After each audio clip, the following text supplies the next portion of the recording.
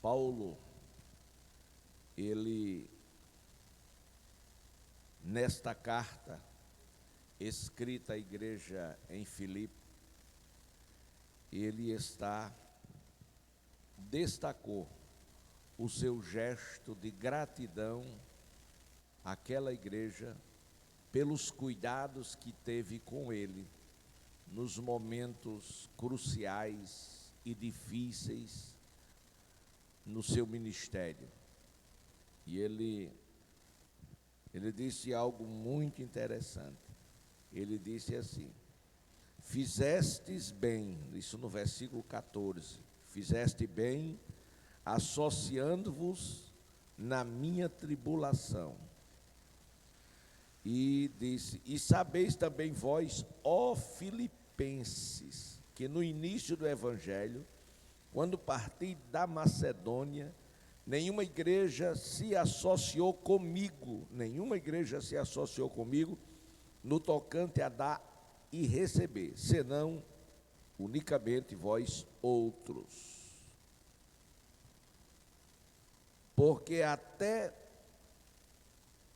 para Tessalônica mandastes, não somente uma vez, mas duas, o bastante para as minhas necessidades. E ele fez menção de Tessalônica, e aqui para a vergonha daquela igreja, né? Que ele estava em Tessalônica, fazendo para Deus uma grande obra, um grande benefício e ajuda aos irmãos que ali estavam, e não passou fome, porque os irmãos de Filipenses mandaram contribuição para lá. E o instrumento que eles usaram foi um irmão chamado Epafrodito, um canal de bênção. Então ele leva nesta carta ele destaca esse gesto de gratidão pelo cuidado, ou os cuidados da igreja em Filipos, a igreja de Filipenses, dos filipenses para com ele. Ele diz a sua gratidão. E, amados irmãos, esta noite eu quero ser bem sucinto, mas eu quero falar sobre a maior necessidade da igreja. A maior necessidade da igreja. Glória a Deus. Meus amados, igreja, quando a gente fala igreja, a gente pensa numa congregação, num templo de alvenaria, mas igreja ela tem muitos sentidos. Igreja ela tem o sentido de noiva, tem também o sentido de congregação. A igreja tem um sentido universal, tem um sentido de local, certo? E tem o sentido também de individual. Cada crente é um templo, é uma morada do seu corpo, a morada do Espírito Santo, portanto, ele representa uma igreja. E Paulo fala aqui nesse texto das maiores, ou da maior necessidade da igreja, tá certo? Daquilo que se faz mais necessário, mais útil, tá certo? Nós sabemos que um grupo de pessoas que recebe instrução e cuidado, e Deus dá pastor, isso também representa uma igreja, tá certo? Mas eu quero dizer que a igreja no sentido pleno, geral, no sentido total, universal e do sentido local. Igreja é um lugar de se receber revelação de Deus. A igreja é um lugar que a gente se reúne para receber revelação de Deus. É um lugar que a gente se reúne para adorar a Deus. Isso é muito importante. Se reúne também para louvar ao Senhor, para orar, para manter um bom relacionamento e comunhão com Deus. Igreja é lugar de curas, é lugar de libertação, é lugar de experiências com Deus, é lugar de se ter manter em alta o seu relacionamento, a sua vida espiritual. Isso é muito importante. Estou falando igreja no sentido geral, tanto no sentido local, como no sentido geral ou universal. Glória a Deus. E a igreja hoje, ela não está precisando de entretenimentos, não. A igreja não está precisando de entretenimentos. A igreja hoje não está precisando de renovação. A igreja hoje não está precisando de criação de movimentos ou se adequar aos programas que o mundo tem, que hoje é muito comum se fazer isso para atrair as pessoas. Eu lembro-me que eu tirava as 2 horas de intervalo no meu trabalho para fazer a obra de Deus. Eu resolvi sacrificar o meu intervalo de almoço e dedicar ao Senhor. E nessa época eu estava trabalhando ali na Barão de Atalaia, frente com Buarque de Macedo, e era pertinho do centro.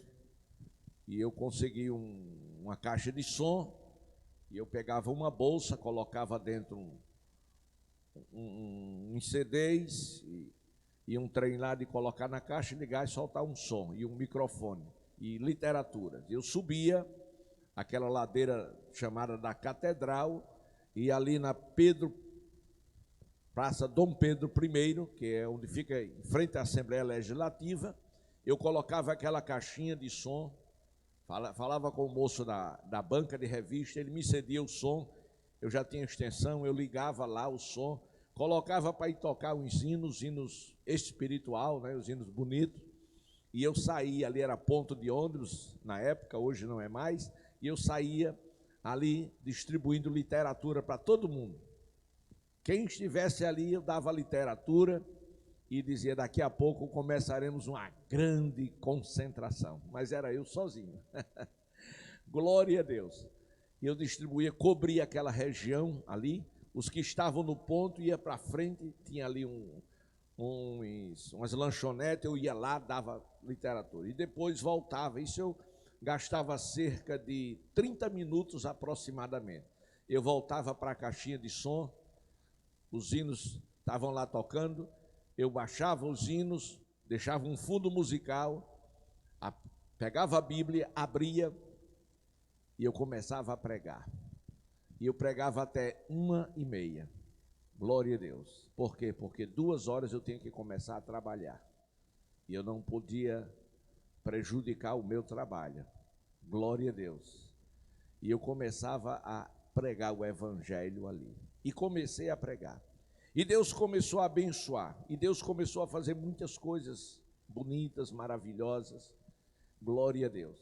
E depois começou a aparecer uns irmãos. Eu comecei a dar oportunidade. E apareceu lá um irmão e disse, pastor, eu digo, não sou pastor, irmão. Eu sou apenas um membro da igreja. Glória a Deus. De qual igreja? Eu digo, sou da Assembleia de Deus. Ele disse, eu também sou da Assembleia de Deus e tal. E se apresentou, meu filho é cantor, trouxe o filho cantor.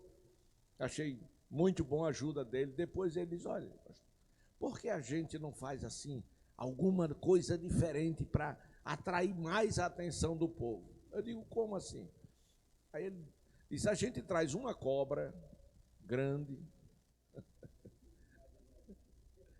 coloca a cobra aqui, numa bolsa, sei lá, num trem lá, e depois a gente solta a cobra, o povo vem olhar, eu seguro a cobra, quando juntar tudo, muita gente se prega. Eu disse, olha, irmão, eu quero, em primeiro lugar, agradecer a sua preocupação, o seu esforço, mas o irmão tem muito tempo de crente, eu estou começando agora ainda, mas eu já li a Bíblia toda e eu ainda não encontrei nenhum modelo de evangelização desse, em lugar nenhum da Bíblia. Ele ficou bem, não, mas porque o senhor sabe, o tempo mudou. Eu digo, olha, irmão, eu estou nos primeiros passos, eu estou aprendendo agora. E eu estou aprendendo pela Bíblia. Então eu acho que eu não devo fazer nada que fuja dessa verdade. Que a verdade da Bíblia, ela é uma verdade absoluta. Qualquer outra verdade pode ser verdade, mas uma verdade relativa. A da Bíblia não.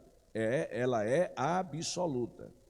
Então hoje, as igrejas, elas ficam criando modelos, elas ficam trazendo inovações para os seus cultos, para que chame a atenção das pessoas, do povo.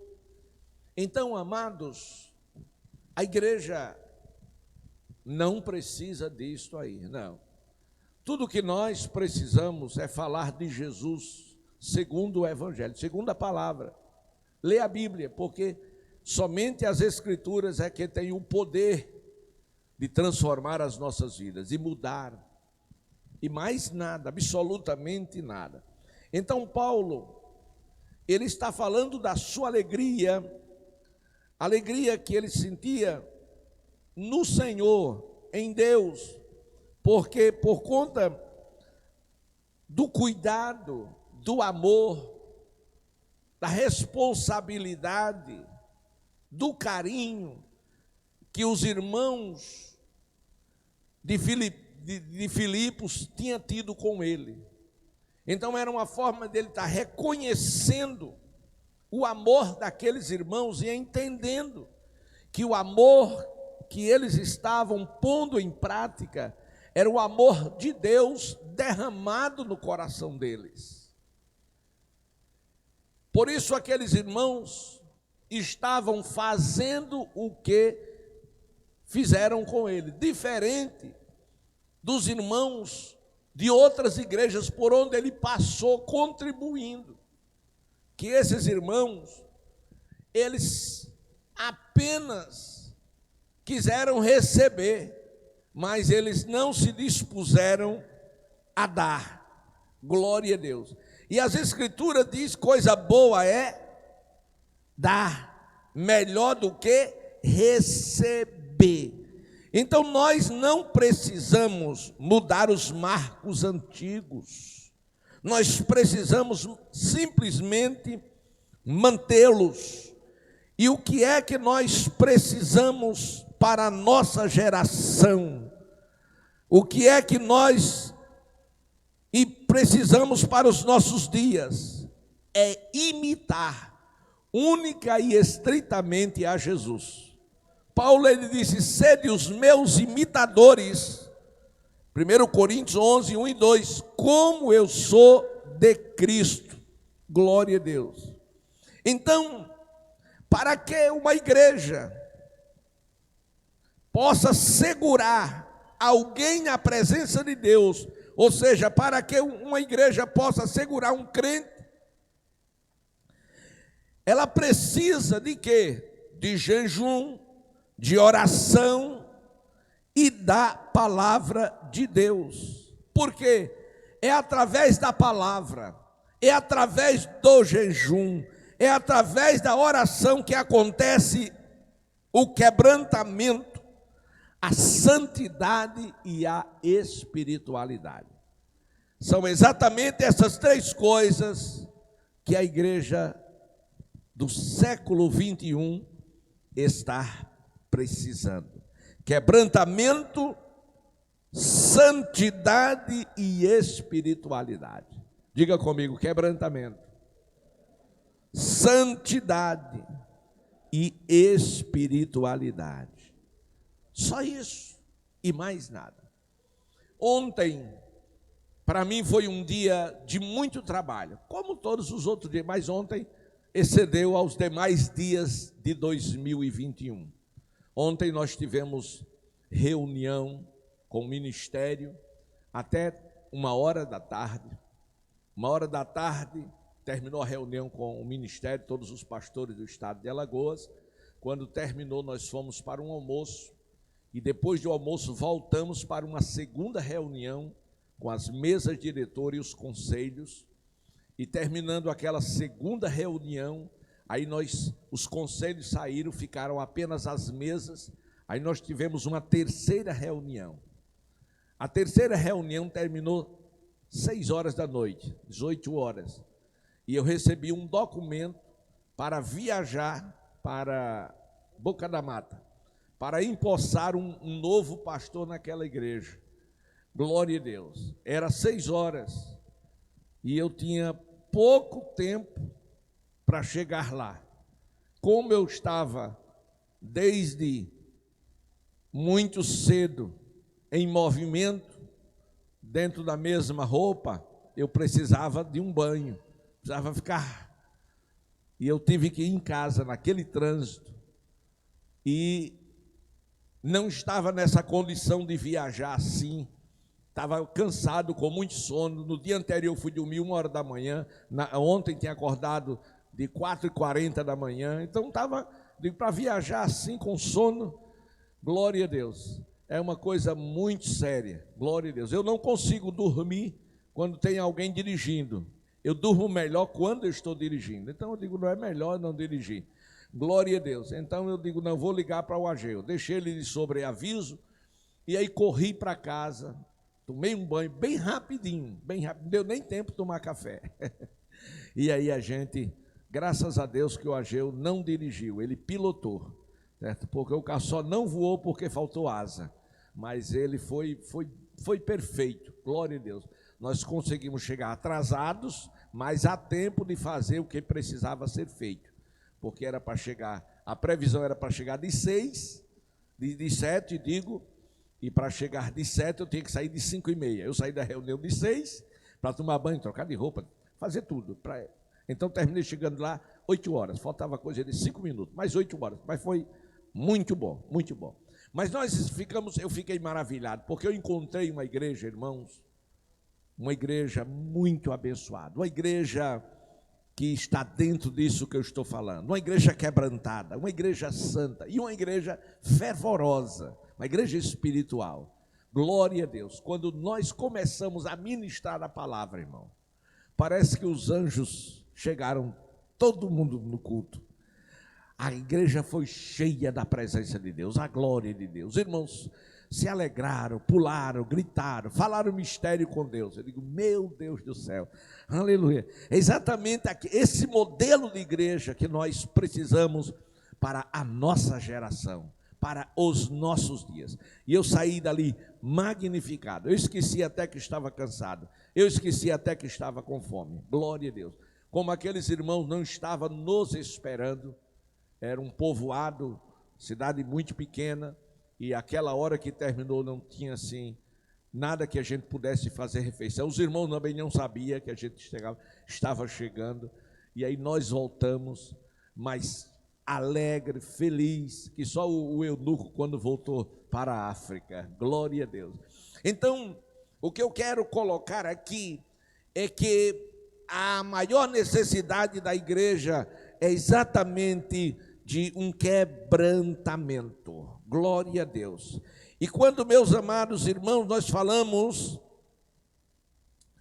em quebrantamento, nós falamos de algo. Porque quando a gente vai ver a palavra quebrantamento, significa ato ou efeito de partir, de quebrar. Glória a Deus. Então, o que é que Deus quer quebrar na vida de muitos chamados cristãos? Deus quer quebrar o orgulho, Deus quer quebrar a prepotência, a arrogância, os caprichos, a insensibilidade. Porque hoje, irmãos, hoje as coisas não estão fáceis. E os que estão aqui atrás sabem disso e eles enfrentam isso nas congregações. Hoje sempre a gente tem muita dificuldade em corrigir os crentes que fazem as coisas erradas. O povo hoje não querem mais, eles não querem mais ser corrigidos. Faz as coisas erradas, e se você for corrigir, ele se desvia, ou sai murmurando, ou sai falando, ou faz um grupo que se levanta contra você. Glória a Deus. Ele não aceita. O crente da geração que nós estamos vivendo, ele não quer mais aceitar correção. Mas a palavra de Deus diz, amados irmãos, que Deus corrige.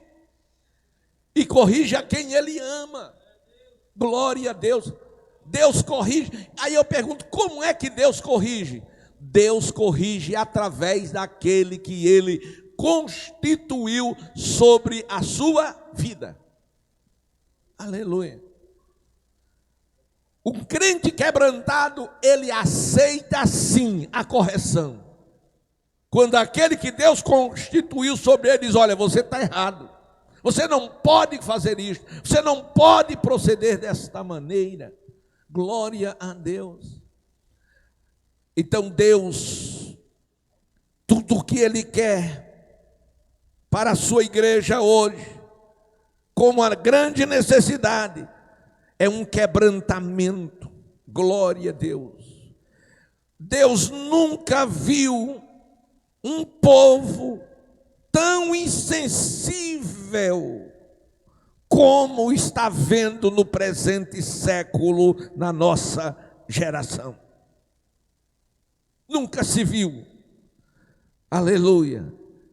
Meus amados irmãos, o que Deus quer é que haja um quebrantamento. E para que haja um quebrantamento na vida do crente, é necessário que haja uma conversão.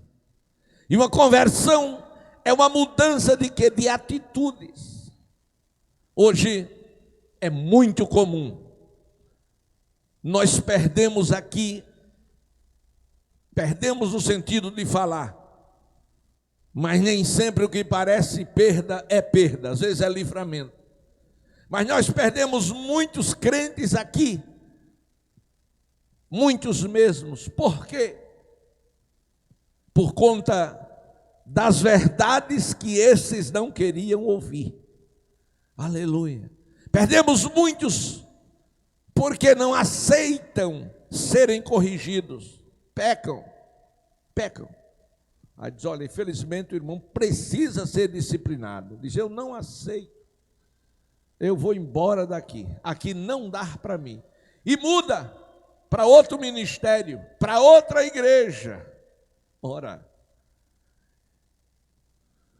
pare e pense comigo. De quem é a igreja? É do pastor Arnóbio?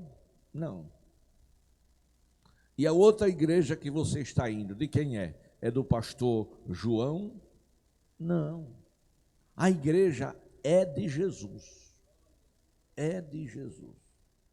Glória a Deus. Porém, a igreja do Senhor Jesus, ela tem como bússola para orientar os crentes a não errar o caminho do céu. Eu não chamo mais de bússola, eu chamo de GPS, é a Bíblia. E a Bíblia da Assembleia de Deus é a Bíblia de todos os demais ministérios. Não existe duas Bíblias. É uma só. E qual é a diferença? A diferença está no obedecer.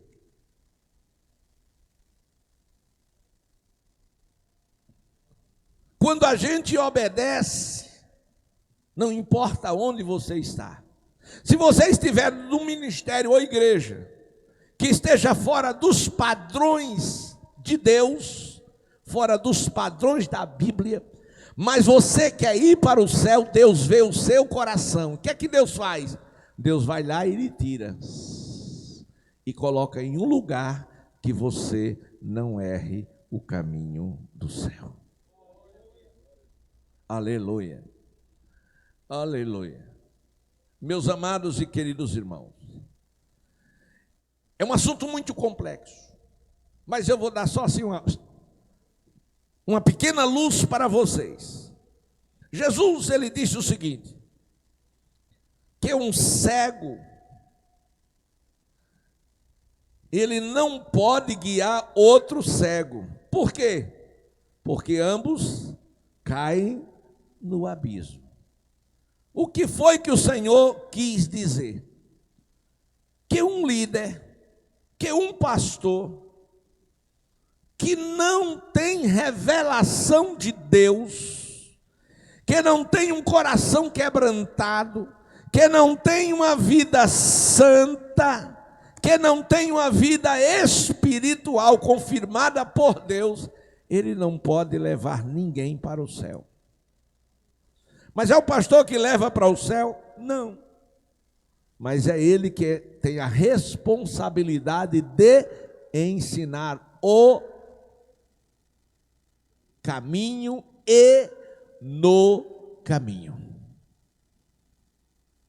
Eu tenho a responsabilidade de lhe ensinar o caminho para o céu, o caminho que leva a Deus. Eu tenho essa responsabilidade.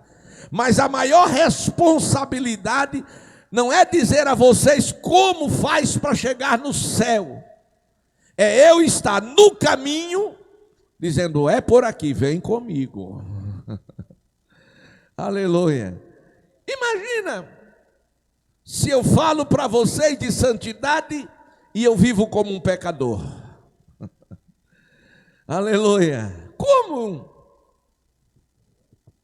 Aí o Senhor diz que importa o homem ganhar o mundo inteiro e perder a sua alma.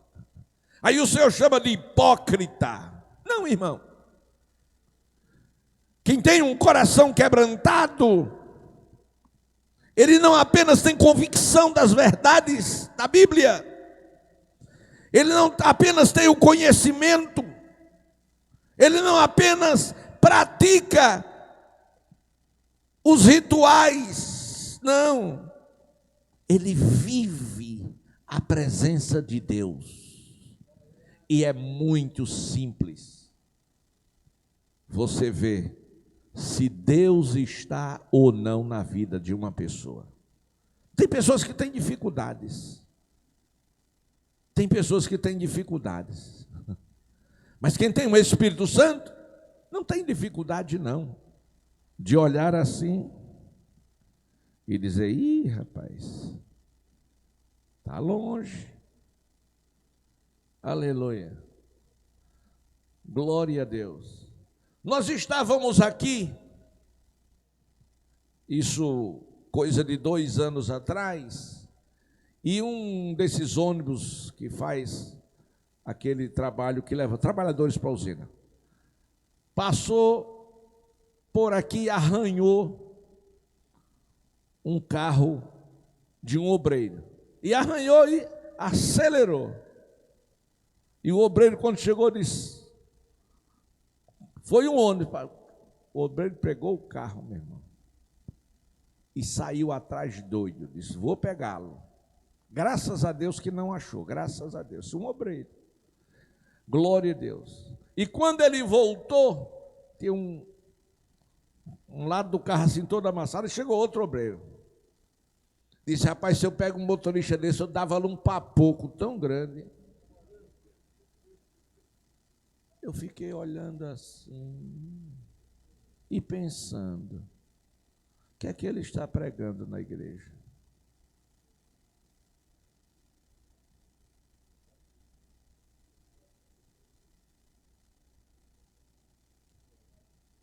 Não que você não tenha direito de procurar os seus direitos, mas de dar para pouco no povo.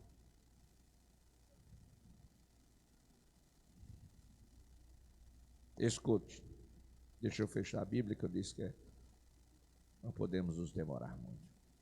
Escute. A Bíblia fala de um obreiro.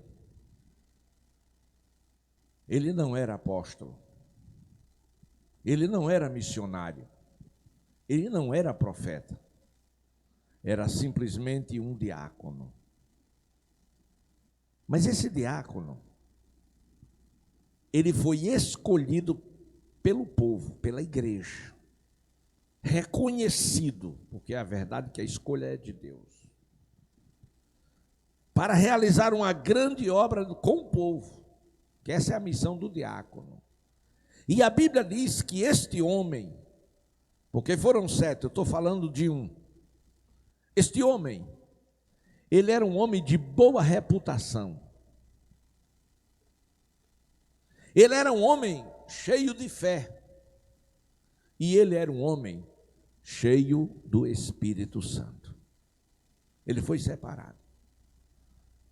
E Deus começou a abençoar a sua vida e ministério. Mas logo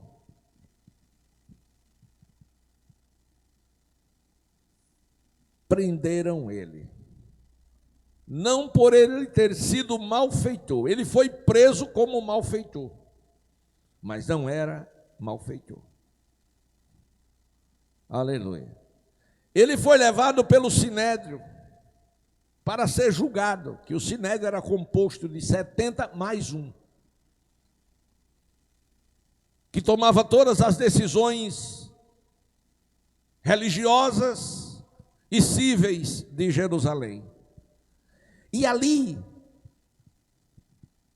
como a intenção era matá-lo, eles criaram falsas testemunhas que depuseram contra ele naquele julgamento. E enquanto ele estava sendo julgado, o rosto dele transfigurou-se, e quem estava naquela sessão viu o rosto dele brilhar como brilha o rosto de um anjo. Mesmo assim, isto não impediu que ele fosse condenado naquele julgamento. E ele foi condenado. Dali, ele foi levado, inclusive quem escoltou ele foi Saulo de Tarso, com a sua centúria, e o levou fora da cidade porque ele não era digno de morrer dentro dos muros. E do lado de fora, este diácono, de boa reputação, cheio de fé e do Espírito Santo, morreu apedrejado. Contudo, na hora que ele estava sendo apedrejado, a primeira coisa que ele fez, ele sabia que era inocente, a primeira coisa que ele fez foi olhar para cima, porque é de cima que vem o nosso socorro, é de cima que vem o nosso livramento. Ele olhou para cima. Aleluia. Em segundo lugar, meus amados irmãos, quando ele olhou para cima, o céu se abriu. Por quê? Porque você nunca vai estar só enquanto na terra, quando você for um crente verdadeiro e sincero. Deus não dá o mal, Deus permite, e permite com um propósito. E a Bíblia vai dizer que quando o céu se abriu, ele viu Deus no seu trono e Jesus, o seu Salvador, ao seu lado. Eu acredito que naquela hora ele disse: nem quero livramento para não morrer, agora eu quero ir para o céu. Aleluia. E o que ele fez? Ele estava olhando para cima, enquanto as pedradas batiam nele.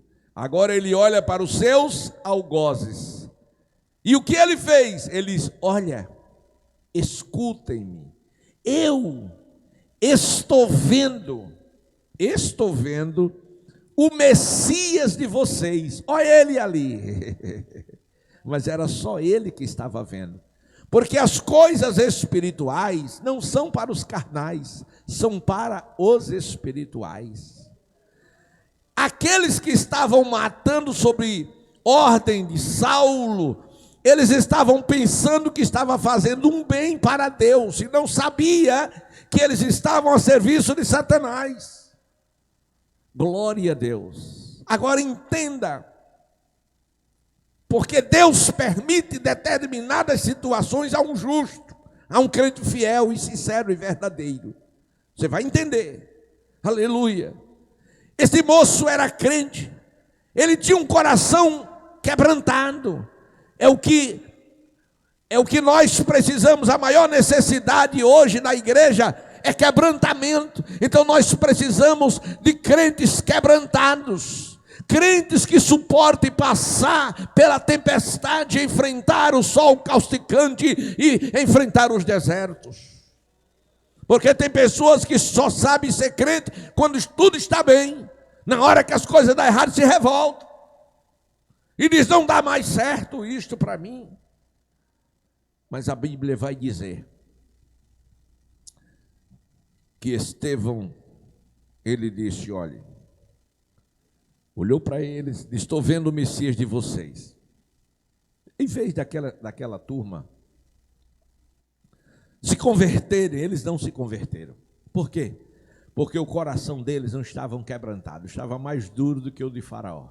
Eles ficaram com mais raiva, com mais ódio ainda, jogaram mais pedra. E aí, Estevão entendeu que era o fim aqui na terra. Aí ele olha para Jesus e diz assim: Senhor, olha aí, Senhor, perdoa-lhes, porque eles não sabem o que estão fazendo. Ele fez uma oração que somente um crente espiritual faz numa hora dessa. Se o crente não é espiritual, estasque. Naquela hora, ele dizia: Senhor, desce fogo do céu sobre esses desgraçados, manda um curisco na cabeça deles. Era. Ou você acha que não? Não, claro que era. Você lembra dos discípulos, quando eles estavam indo para Samaria? Os samaritanos, quando souberam que eles iam para Jerusalém, disseram: não, aqui vocês não ficam não, porque eles eram inimigos dos judeus, e disse: aqui não, aqui não, aqui não fica. Aí os discípulos olharam para Jesus e disseram: Senhor, quer que a gente faça uma oração para Deus mandar fogo do céu e queimar essa raça de gente ruim? Era tudo crente, irmão, aquele povo. Glória a Deus. Então, deixa eu concluir. Eu estou dizendo que o que o Senhor quer, o que Ele está levando a você a ver, que a maior necessidade minha, sua, nossa, da igreja, é de um quebrantamento. Que a gente possa perdoar aos nossos irmãos. Que a gente possa perdoar a quem nos está ofendendo, a quem nos está perseguindo, a quem está falando mal da gente. A maior necessidade nossa hoje é de uma vida de santidade, separada do pecado do mundo. O que o Senhor quer de nós, de mim e de você, é espiritualidade, que possamos sim agradar a Deus através de uma vida espiritual. Que Deus em Cristo Jesus lhe abençoe grandemente no nome do Senhor.